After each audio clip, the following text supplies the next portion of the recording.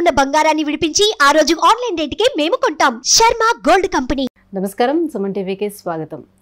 ప్రస్తుతం మనతో పాటు ఉన్నారు శ్రీ విద్య ఉపాసకులు, ఆస్ట్రో వాస్తు ఎనర్జీ నిపుణులు జయప్రద గారు మనతో పాటు ఉన్నారు.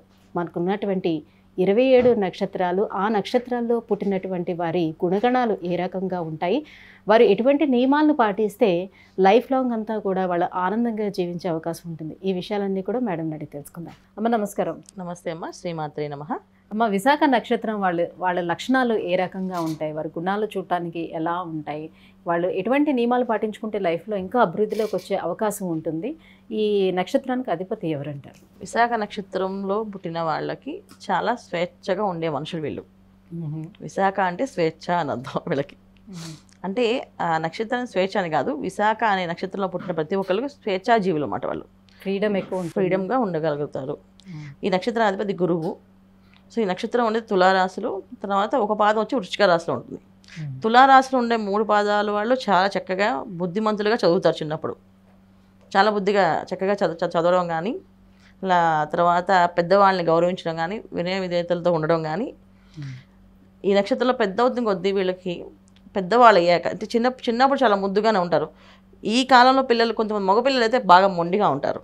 అంటే చిన్నపిల్లలు చెప్తున్నా, చాలా మొండితనంగా ఉంటారు. అసలు ఇంట్లో వాళ్ళని లెక్క చేయరు, ఎవ్వరు మాట వినరు. వాళ్ళు అనుకుంది వాళ్ళు అప్పటికి ఆ క్షణాన్ని అయిపోవాలంతే. ఇప్పుడు టీవీ పెట్టాలంటే, కార్టూన్ పెట్టాలంటే అంతే, కార్టూన్ తప్ప ఎవరు తీయడానికి వీల్లేదు. అది కంటిన్యూ వాచ్ చేస్తూనే ఉంటారు. వాళ్ళు ఏదో గేమ్స్ ఆడుతుంటారు కానీ టీవీ సౌండ్ వాళ్ళకి వినిపించాలన్నమాట. సో అలా రకంగా ఒక విధంగా చెప్పాలంటే ఇంట్లో వాళ్ళకి చిన్నపిల్లలుగా ఉన్న వాళ్ళని టార్చర్గా కనిపిస్తారు. అమ్మ వీళ్ళు పట్టుకోలేకపోతున్నాం, వీళ్ళని అసలు ఆపలేకపోతున్నాం, ఎత్తుకోలేకపోతున్నాం, అసలు వినట్లేదు, తినట్లేదు అనేది ఎక్కువగా ఉంటుంది. సో వన్స్ వీళ్ళు పెద్దవాళ్ళు అయిన తర్వాత వీళ్ళ నాలెడ్జ్ అనేది చాలా హై నాలెడ్జ్ అన్నమాట. చూడ్డానికి చాలా సామాన్యంగా కనిపిస్తారు, వీళ్ళకి ఏం తెలుసులే అని చెప్పేసి. కానీ చాలా విషయాలు చక్కగా చెప్తారు అన్నమాట. ఏదైనా అడిగితే, క్వశ్చన్ అడిగితే ఆన్సర్ గట్టిగానే ఇస్తారు, గట్టిగానే మాట్లాడతారు. కొంతమంది కొంచెం ఈ వృశ్చిక రాశిలో ఎవరైతే ఉన్నాయో నక్షత్రం 4వ పాదం ఉందో, ఈ నక్షత్రాలకు బాగా మొండిగా కొని ఉంటారు. గట్టిగా సమాధానం చెప్పడం కానీ, నేను ఇంతే అని చెప్పడం కానీ, రూల్స్ రెగ్యులేషన్స్లో వాళ్ళు ఫాలో అవ్వడం కానీ, ఇవన్నీ ఎదురు వాళ్ళతో ఫాలో చేయించడం కానీ ముందు ఉంటారు ఈ నక్షత్రం వాళ్ళు. అయితే ఆడవాళ్ళు ఏ రకంగా ఉంటారు ఈ నక్షత్రం? ఆడపిల్లల విషయం వచ్చినప్పుడు కొంచెం డిఫరెంట్ ఉంటారు. మగవాళ్ళు కొంచెం పద్ధతిగా ఉంటారు, ఆడపిల్లలు కొంచెం ఫ్రీడమ్గా ఉంటారు. అంటే ఈ కాలంలో అయితే వాళ్ళు ఫ్రీడమ్ అని అనాలి. ఎందుకంటే చిన్నప్పటి నుంచి అయితే మామూలుగా అయితే మామూలుగా ఒక 40 years బ్యాక్ ఇలా ఉంటే ఒప్పుకునేవాళ్ళు కదా ఆడపిల్లల్ని. కానీ ఇప్పుడు ఆడపిల్లలు అందరూ ఎలా ఉంటారంటే మా ఇష్టం వచ్చినట్టు ఉంటాం, ఒక పద్ధతిగా. అబ్బాయిలతో సమానంగా ఫ్రీడమ్ కోరుకుంటున్నారు. అబ్బాయిలతో సమానంగా కాదు, అబ్బాయిలకి మించిన ఫ్రీడమ్ ఉంటుంది ఈ నక్షత్రంలో వాళ్ళకి. అబ్బాయిలు ఇంకా ఒక లైన్ గీస్తే ఇప్పుడు ఆ లైన్ దాటుకొని ఉండగలుగుతారు, కానీ అమ్మాయిలు అలా ఉండరు. విశాఖ నక్షత్రంలో ఆడపిల్లలు ఎంత గట్టిగా స్ట్రాంగ్గా మాట్లాడతారంటే, అసలు అత్తగారింట్లో అయినా పుట్టింట్లో అయినా వీళ్ళదే పై చేయి, వాళ్ళు అనుకుంది చేయాలి. సో మేము చెప్పినట్టే చేయాలి, ఆ విధంగా మాట్లాడతారు. అంటే అలాగని మొండిగానే కాదు, చాలా తెలివిగా మాట్లాడతారు. అబ్బాయిలు కూడా అంతే తెలివితేటలతో ఉంటారా? అబ్బాయిలు తెలివితేటలతో ఉంటారు కానీ వాడరు. కానీ వీళ్ళు వాడుతారు, పిల్లలు ఆడపిల్లలు వాడతారు. అబ్బాయిలు తెలివితేటలు ఉన్నా వాళ్ళు పాపం ఇక్కడ చెప్తే వీళ్ళు ఏమనుకుంటారో, ఎలాగా రిసీవ్ చేసుకుంటారో, ఏ రకంగా ఇబ్బంది పెడతామో ఒకవేళ మనం అని ఒక క్షణమైనా ఆలోచిస్తారు. అమ్మాయిలు అయితే అలాంటి మొహమాటం ఏం లేదు, చక్కగా వాళ్ళు అనుకుని తెలివితేటలని చెప్పేసి మాకు ఇలాగే ఉండాలి, అది డే 1 నుంచి అలాగే ఉంటారు. ఇండిపెండెంట్గా ఉంటారా? అంటే ఇండిపెండెంట్, స్వేచ్ఛ, ఎవరి మీద డిపెండ్ అవ్వరు నన్ను వీళ్ళు. సో ఇవాళ చదువుకున్నా చదువు లేకపోయినా ఆడపిల్ల విశాఖ నక్షత్రం పుట్టింది అంటే అమ్మాయి ఇండిపెండెంట్, నేను సాధించుకోగలను, నేను సంపాదించుకోగలను, డోంట్ వరీ, నా కోసం మీరు ఏమి ఇవ్వక్కర్లేదు. పేరెంట్స్ కూడా ఇది చెప్తుంది, మీరు నా కోసం ఏమి ఇవ్వక్కర్లేదు, నేను చేసుకోగలను అది. సో చాలామంది వివాహం అవ్వకపోవడానికి కారణం కూడా ఒక నక్షత్రం ఇది. విశాఖ నక్షత్రం వాళ్ళకి వివాహాలు కూడా అవ్వట్లేదు ఈ నక్షత్రంలో వాళ్ళకి. ఎందుకు అవ్వదు అంటే వాళ్ళకున్న చాలా రూల్స్ అన్నమాట. ఆ రూల్స్లో కరెక్ట్గా మ్యాచ్ అయితేనే వివాహం చేసుకుంటారు, లేకపోతే చేసుకోరు. అమ్మాయిలైనా అంతే. అబ్బాయిలు కాస్త వింటారు, మీరు చెప్పిందాలు మీరు అడిగే అబ్బాయిలు అలా ఉంటారు. అబ్బాయిలు ఉంటారు, 90% అబ్బాయిలు ఉంటారు, 100% అమ్మాయిలు ఉంటారు. సో వాళ్ళు 10% కొంచెం విషయాలు వింటారు. ఓకే, అమ్మ చెప్పింది సరే, నాన్న చెప్పారు, నాన్న కోసమో అమ్మ కోసమో లేకపోతే వాళ్ళ ఫ్రెండ్స్ కోసమో ఎవరికో ఒకరి కోసం డిపెండ్, వాళ్ళ కోసం నేను చేస్తాను అనే ఫీలింగ్ ఉంటుంది. కానీ అమ్మాయిలు అయితే ఎవరి కోసం చేసే పని లేదు. మరి ఆరోగ్య విషయంలో ఎలా ఉంటుంది వాళ్ళు? ఖచ్చితంగా హెల్త్ ప్రాబ్లమ్స్ అనేది పెద్దగా ఉండవు నాన్న వీళ్ళకి. 40 తర్వాత వీళ్ళకి హెల్త్ ప్రాబ్లమ్స్ చాలా ఇబ్బంది పెట్టే అవకాశం ఉంటుంది. ఎందుకంటే దశలు వీళ్ళకి యోగించే దశలన్నీ అయి తర్వాత ఇబ్బంది పడే దశలు వస్తాయి ఈ నక్షత్రం వాళ్ళకి.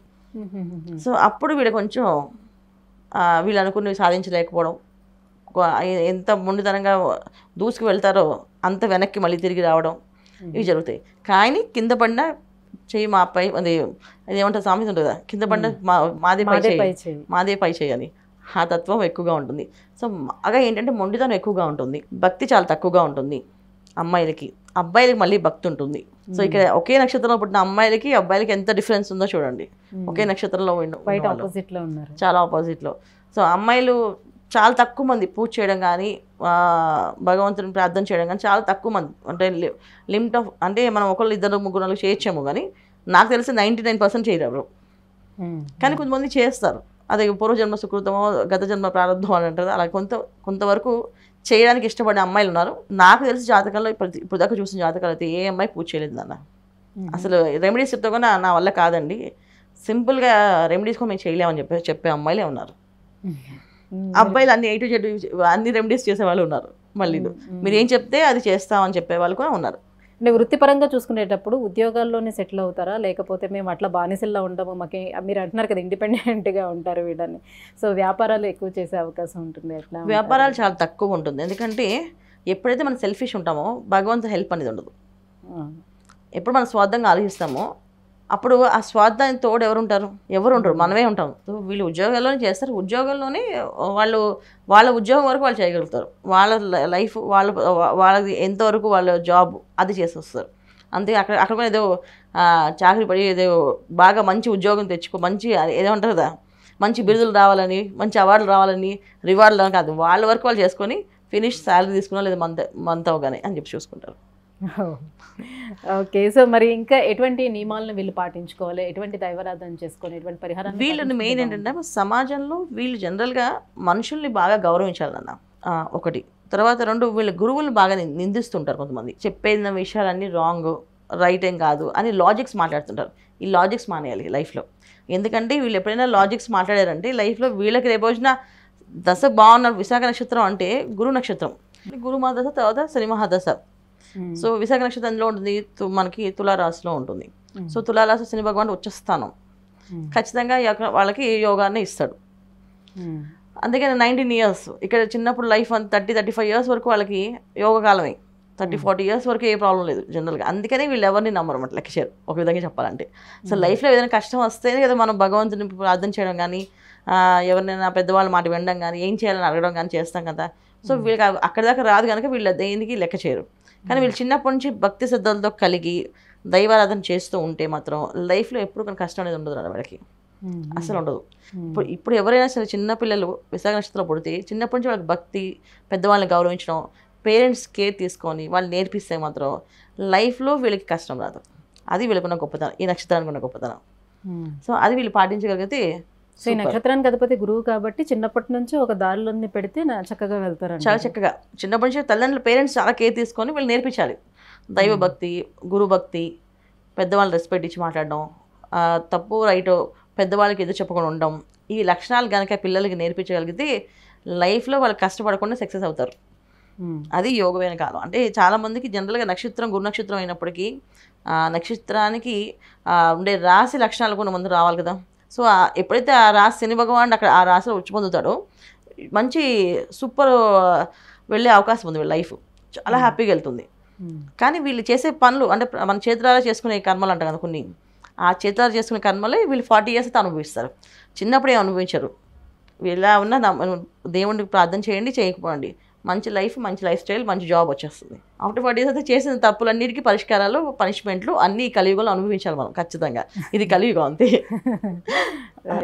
ధన్యవాదాలమ్మా. నమస్తే అమ్మా. శ్రీమాత్రే నమః. సుమన్ టీవీలో మీ పర్సనల్ అండ్ బిజినెస్ ప్రమోషన్స్ కోసం కింది నెంబర్కి కాంటాక్ట్ చేయండి.